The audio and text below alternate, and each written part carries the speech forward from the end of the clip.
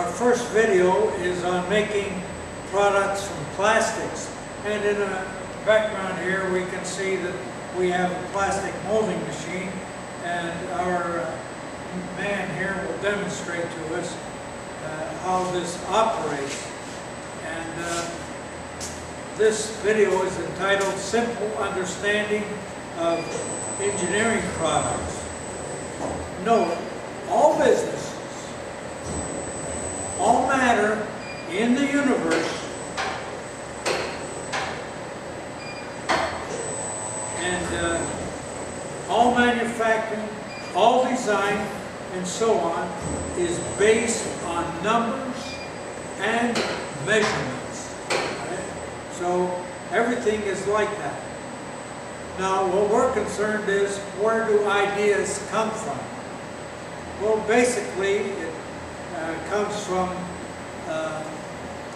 the retailers' shelves, or the wholesalers, or the users, or salesmen, and so on.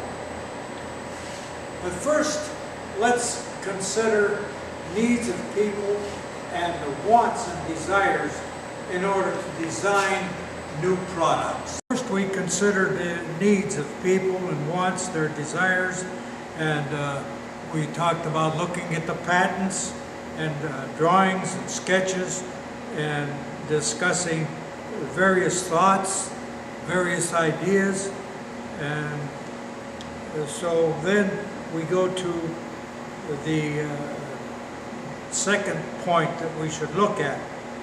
And that second point is what is already on the sales shelves.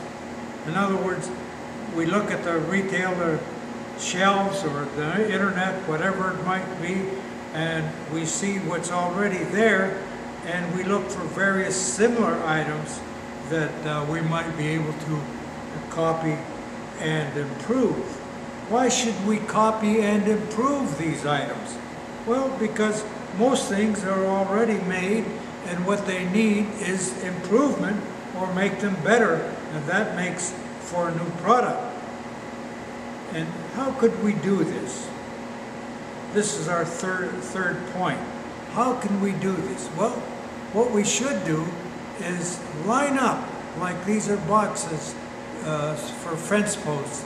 Well, we should line these all up and get other products that are made for these fence posts, and then when we have them all lined up, we can take the best of each product and make our own, keep adding it, and make our product better than what already exists on the shelf. So why do we want to do this? Because improving is the key to all new ideas, or at least most of them. Improving is a very important factor. And an idea or a example of improving would be something runs with a spring.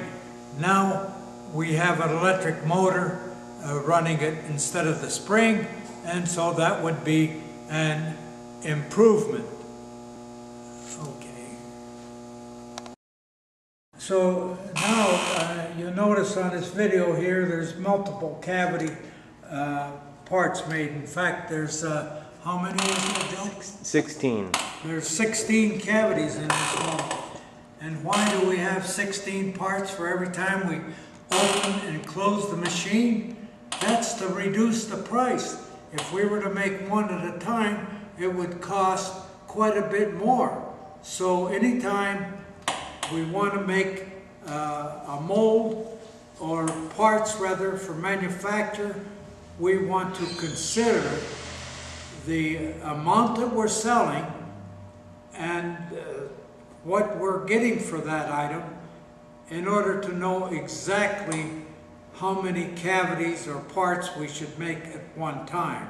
This is very necessary in order to do what I call number 5.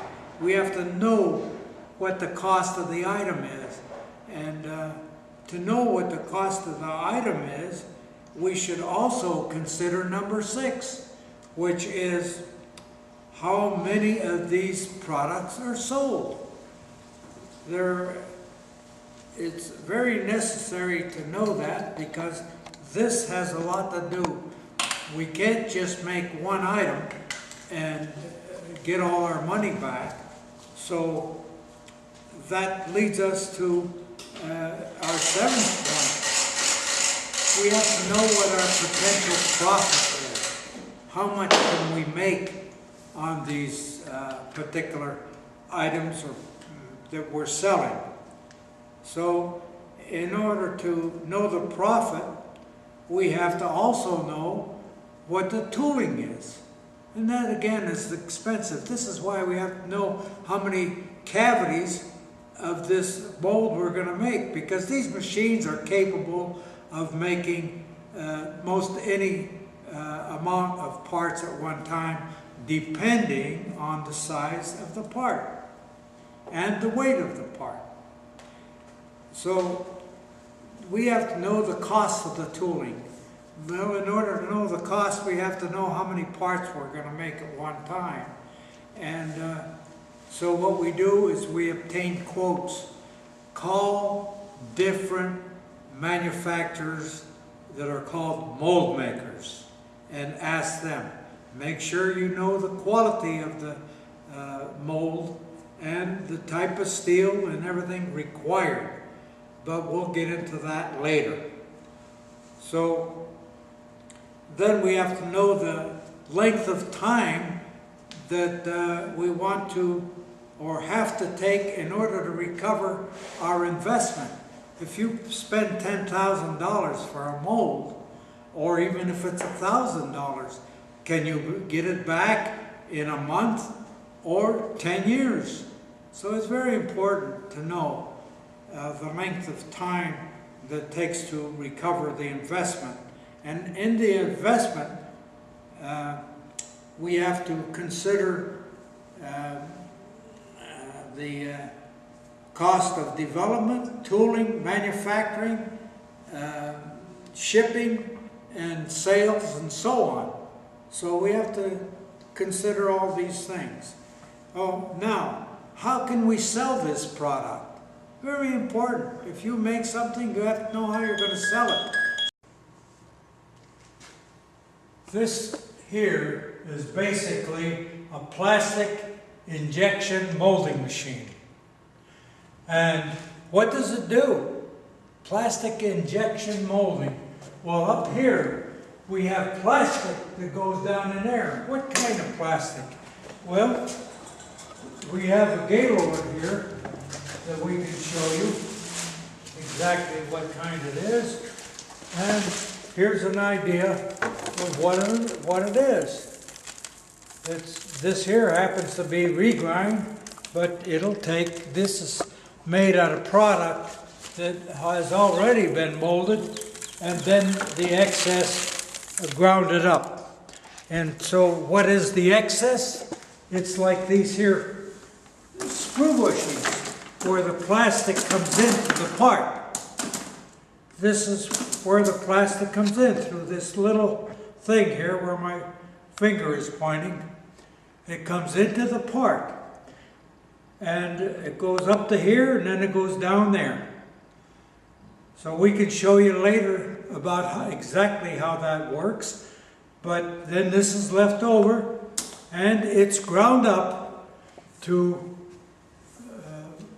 when it's ground up, we put it back into this here gaylord, and then it goes back up into here. And we also have here a hopper loader. Well, what this does is bring the material in automatically, fills this here container. Now, when that container is full, and there's a hot cylinder in here, and the heaters are on, what it does here, it melts all that plastic coming down. When that plastic is melted, it's like taffy. And if you've ever seen taffy, could be like a real heavy cream, or almost like butter, only you can push it. So this is a hydraulic cylinder here, which would pull this whole part here. And this down in here, I don't know if you can see it, there's a nozzle that goes up against there, so that when the hydraulic pushes this forward, we have hydraulic meters here that tell you how much pressure is put on the cylinder back there to inject this hot material that goes through here and into the mold. So this whole unit moves forward. The nozzle there is up against the mold, and when that's up against the mold, we come over here, and if we could look into this cavity here, into there as good as we can, that's where the material comes out, from the very bottom of the part, right there. And when this mold is closed, these cores here go into that part. So they form the inside of the cup.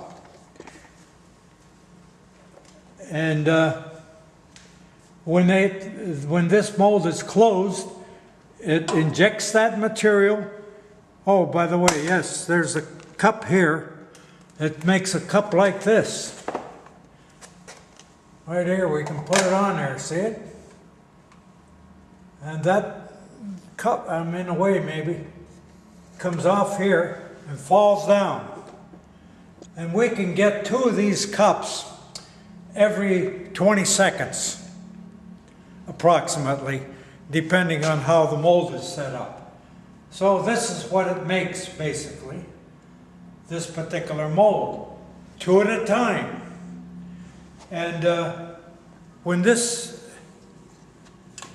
comes forward, here, it comes forward and closes with about 300 tons of pressure.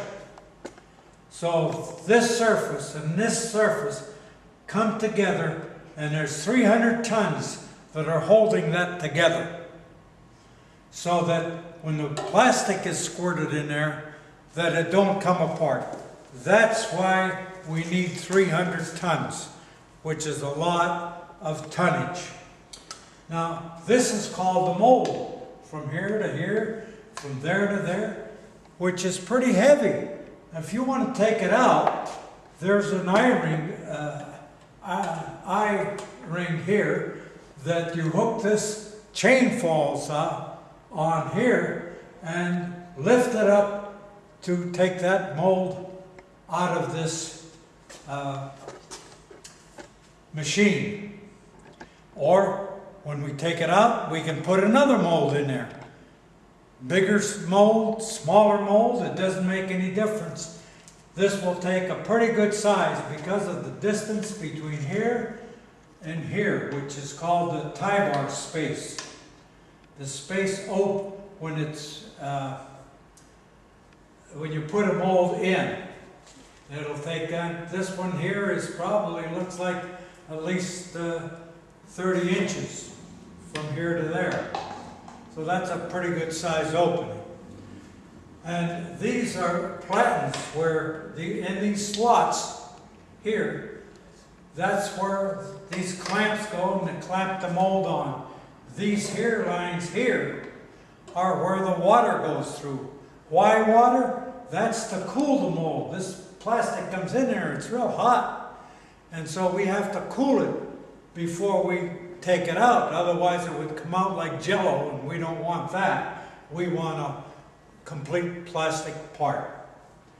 So then here we have a computer.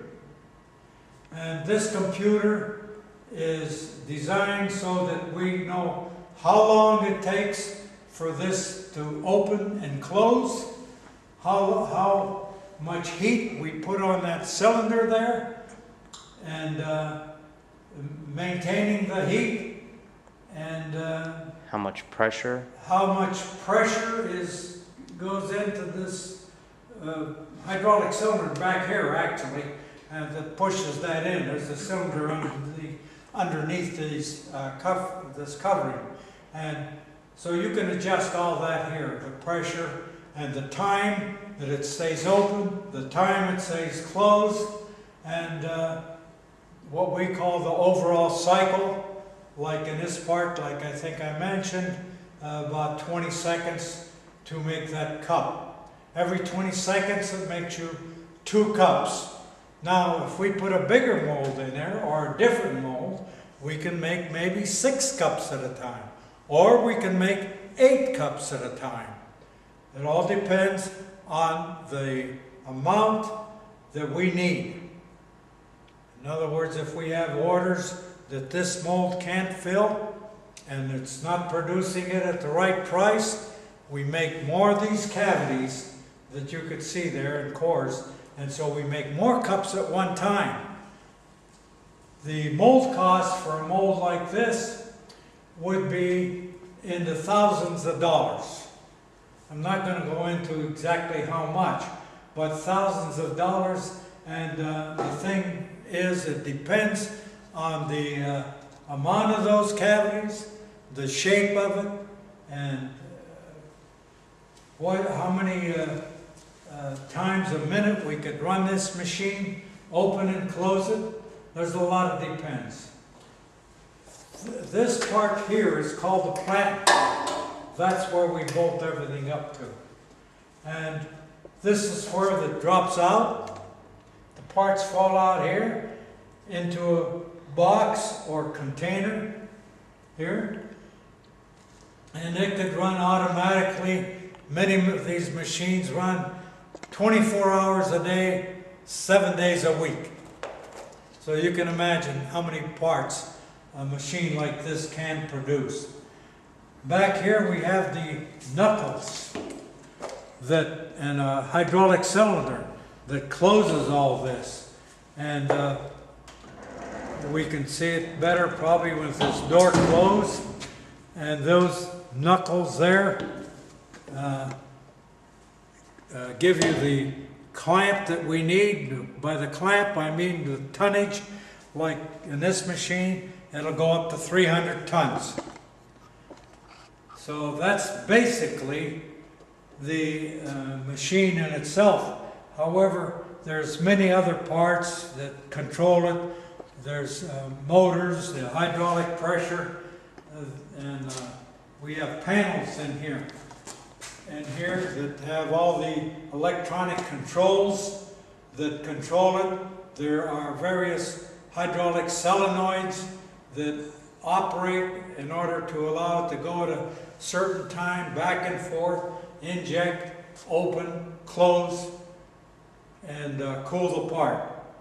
So that's basically what this machine does. And we ourselves have put this here, up here, that chain falls because of the problem of taking the molds in and out. So this is simple explanation of how this plastic injection molding works.